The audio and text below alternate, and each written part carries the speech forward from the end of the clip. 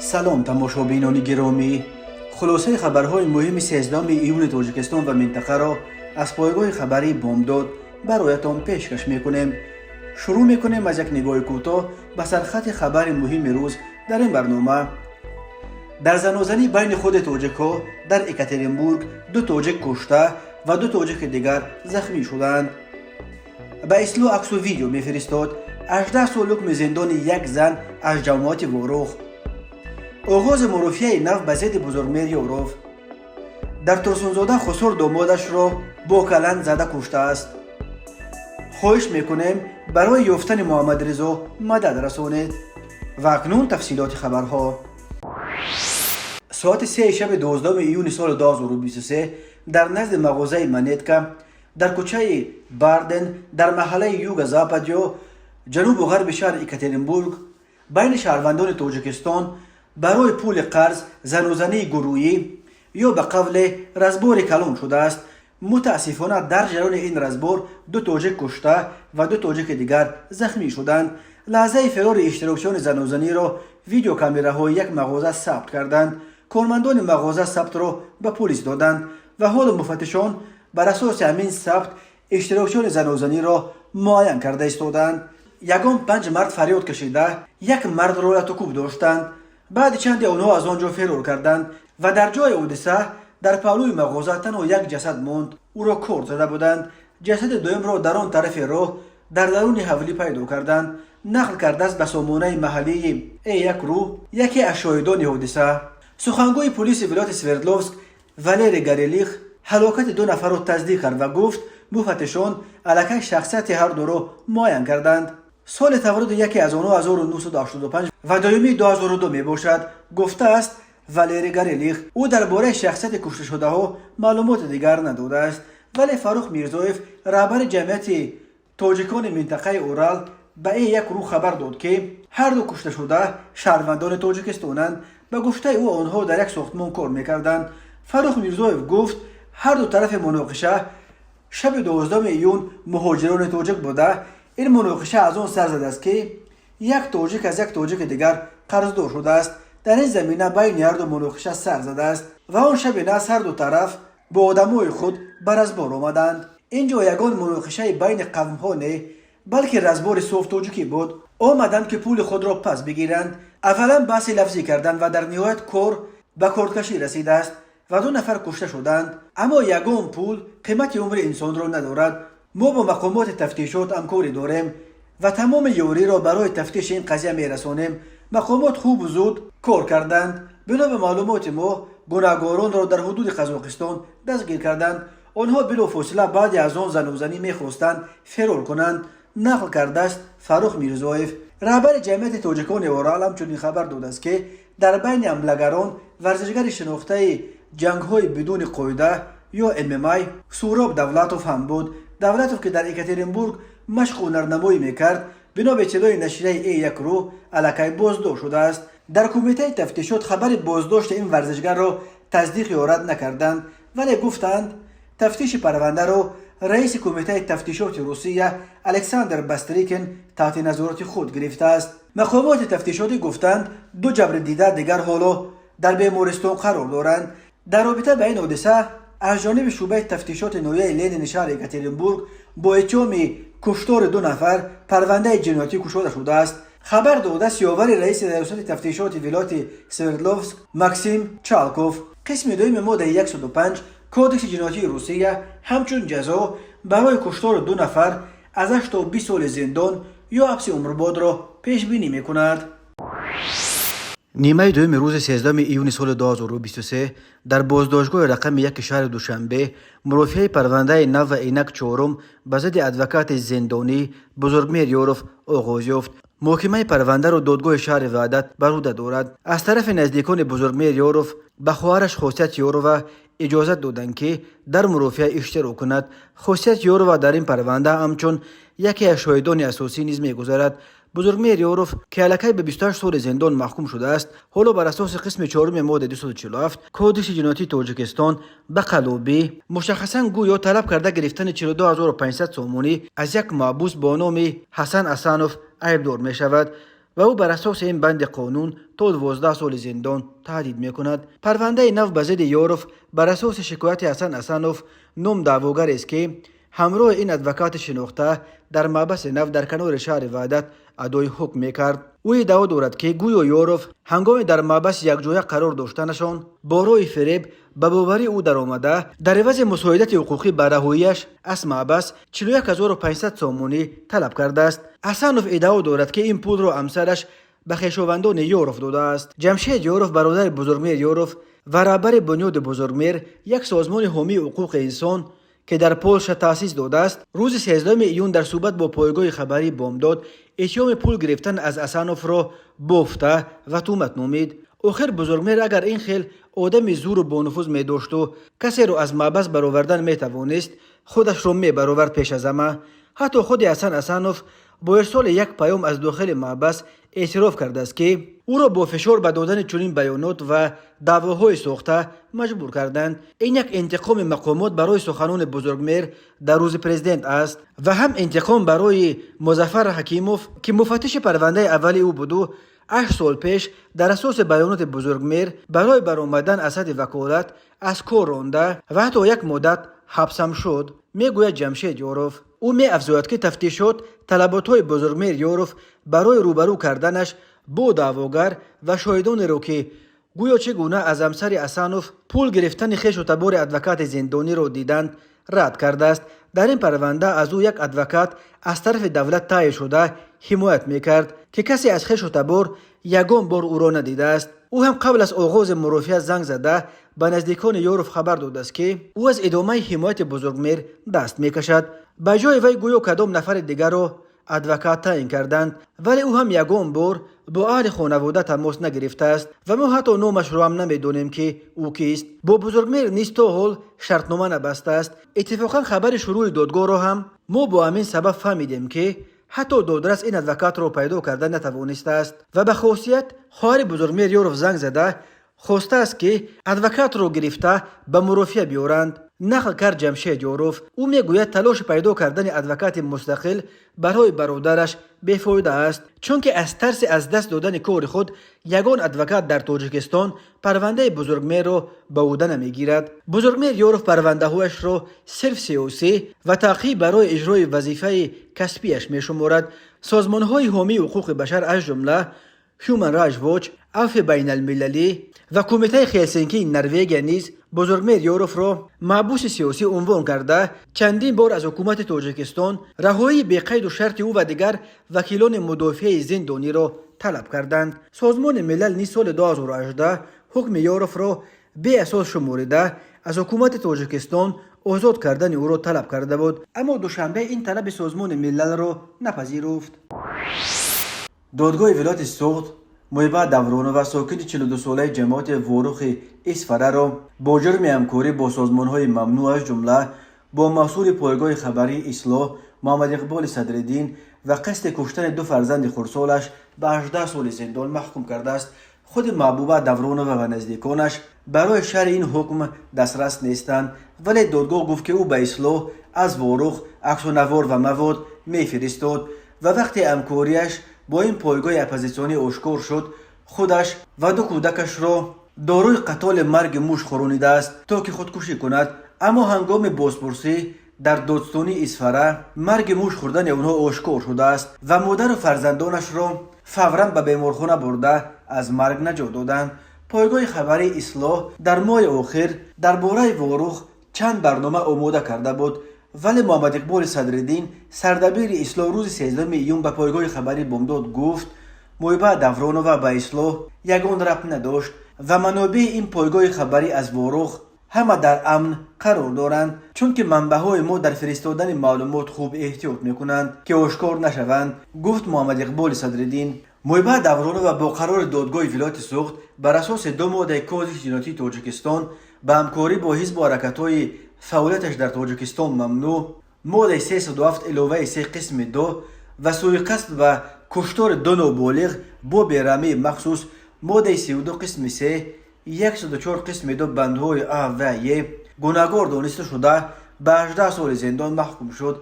نظر خود این زن نزدیکان و وکیل دفاع او دسترس نیست معلوم نیست که آیا او به ادوکات مستقل دسترسی داشت یا نه. پایگاه اسلونت در یک سال اخیر درباره بوروخ یک سلسله برنامه ها آماده و نشر کرده بود که در آنها اساساً از رئیس این جماعت میرنسو رحمتوف و زینور تورایف مسئول کمیته زمین در جماعت بوروخ شکایت و انتقاد میشد.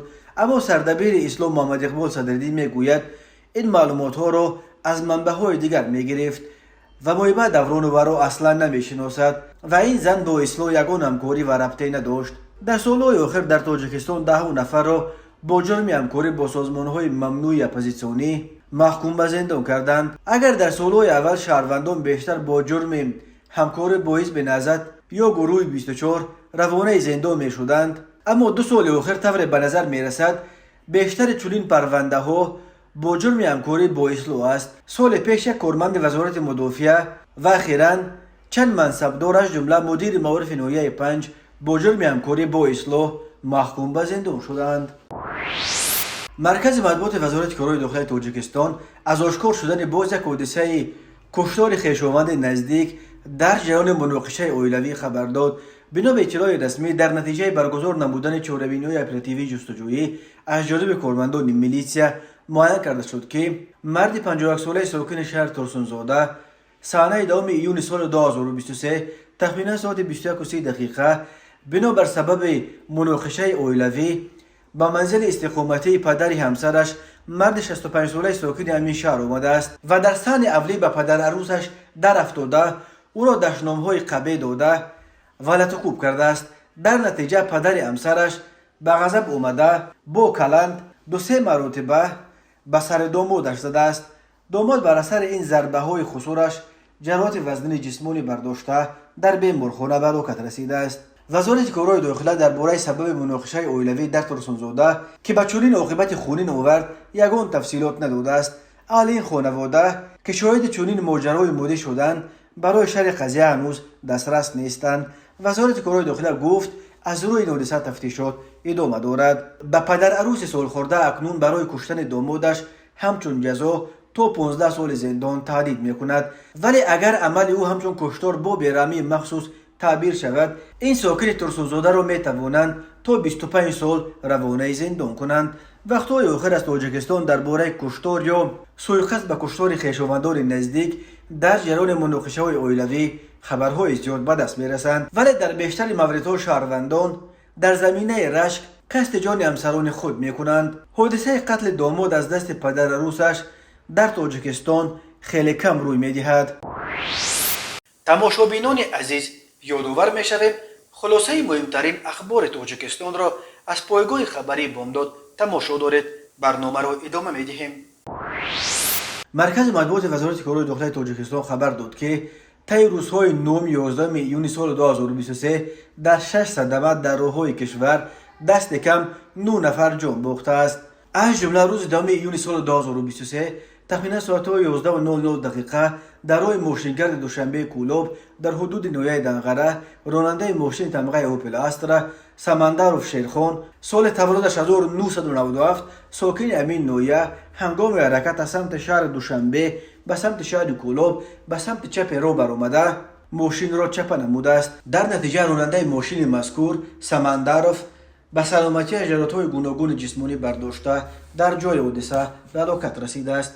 2 ایون سال 2023 تخمینا ساعت 15:00 راننده ماشین تمغه اوپل استرا احمدوف الهام سال تولدش 1998 ساکن شهر خوجند هنگام حرکت در راه ماشینگرد 8 خوجند از عهده اداره ماشین نبرآمده از راه برآمده چپ شده است. در نتیجه راننده ماشین احمدوف جراحت جسمانی برداشته در بیمارخانه به هلاکت رسیده است. 9 ایون سال 2023 تخمینا ساعت 21:30 راننده ماشین تمغه اوپل استرا یونوسف عبدالرسول سال تولدش 1995 ساکن ناحیه باباجان غفوروف هنگام حرکت در راه ماشینگرد کونبودام دیموی در حدود شهر کونبودام به خطری حرکت را تامین کردن نتوانسته پیادهگرد اشماتوف موبین سال تولدش 1970 ساکن شهر کونبودام را پخش نموده است. در نتیجه پیادهگرد اشماتوف جراحت‌های جسمانی برداشته که غرق شده شتافت و او را از داخل او برآورده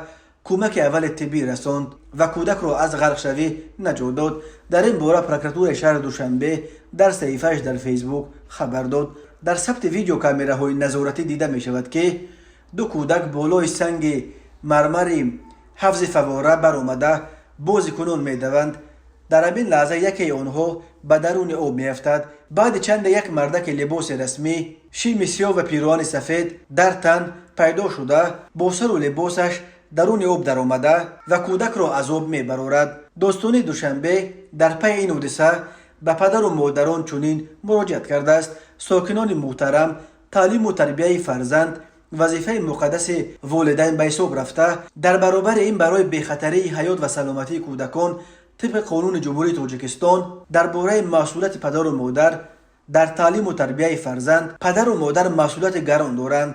در فصل تابستان که فرزندان ما میل زیاد به موضعهای آببازی و فواره ها دارند، ضرور است که گشت و گذار آنها را به نظارت نگذاریم و از حادثه های ناخوش پیشگیری نماییم. بنا به اطلاع کمیته حالتهای فوق‌العاده از اول سال جاری در جوی و کانال و دریاها و حوزه های تاجیکستان الکی بیش از 50 نفر غرق شدند.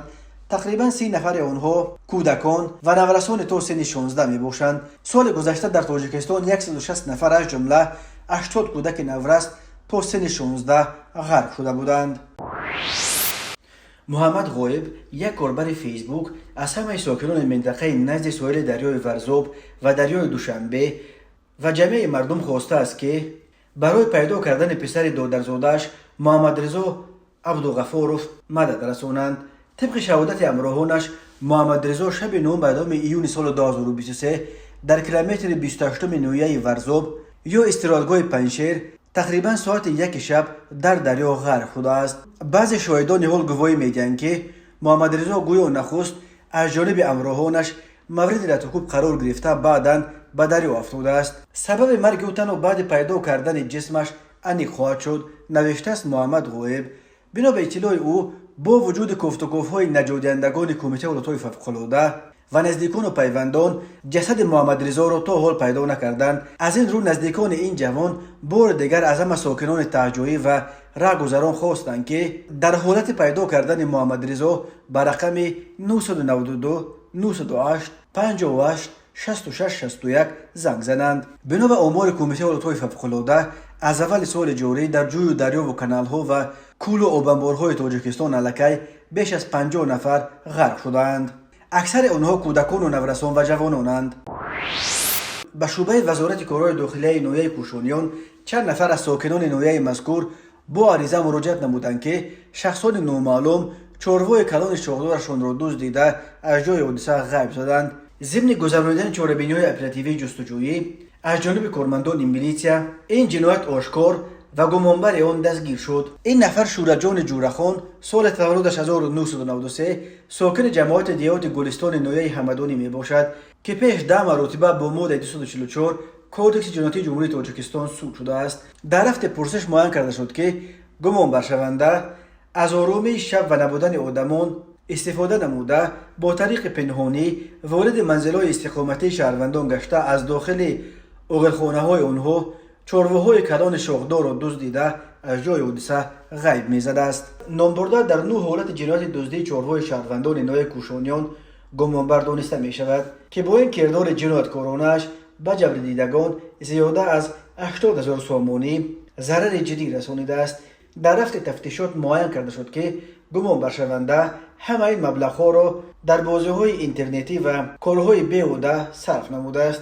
در شعبه تفتیشاتی شعبه وزارت کارهای داخله در نویه کوشانیان نسبت شورجان جورخان پرونده جنایتی با ماده 244 قسم 2 کودکس جنایتی جمهوری تاجیکستان آغاز گردیده تفتیشات ادامه دارد.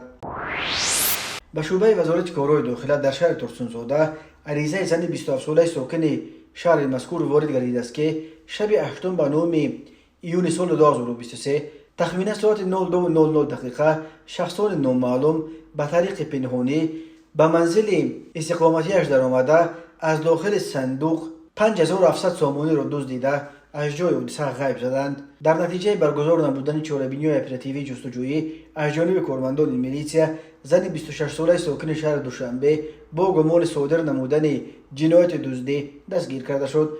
این چنین به شعبه وزارت کارهای داخله در نویه سینا با عریضه مرد 28 ساله ساکن نویه مذکور مراجعت نموده است که 26 مای سال 2023 هنگامی در کوچه اوستای امین نویه قرار داشتنش شخصان نامعلوم به طریق پنهانی از автомашین شخصیش مبلغ 125,000 سومانی و یک عدد بالاپوش автомашین را دزدیده از جای حادثه غیب زدند. در نتیجه برگزار نمودن چاره‌بینی اپراتیوی جستجویی از جانب کارمندان میلیسیا، نابالغ 16 ساله ساکن نویه رودکی دستگیر کرده شد. همین طریق به شعبه وزارت کارهای داخله 2 در نویه فردوسی عریضه مرد 33 ساله ساکن نویه مذکور وارد گردیده است که 8 میلیون سال 2023 هنگام در نزد شرکت تورگماش قرار داشتنش شخصان نامعلوم به طریق پنهانی از داخل автомашین شخصیش مبلغ 4,000 سومانی را دزدیده از جای حادثه غیب زدند. در نتیجه برگزار نمودن چاره‌بینی اپراتیوی جستجویی از جانب کارمندان میلیسیا، نابالغ 15 ساله ساکن پایتخت دستگیر کرده شد. از روی این حادثه تفتیشات ادامه دارد. تماشابینان عزیز و گرامی، این بود مرور به خلاصه چند خبر مهم امروز تاجیکستان. خبر و گزارش‌های بیشتر از تاجیکستان و درباره تاجیکستان و اطراف آن را در سامانه پایگاه خبری بامداد در این نشانه پیگیری نمایید: www.bamdad.com. خوش باشید.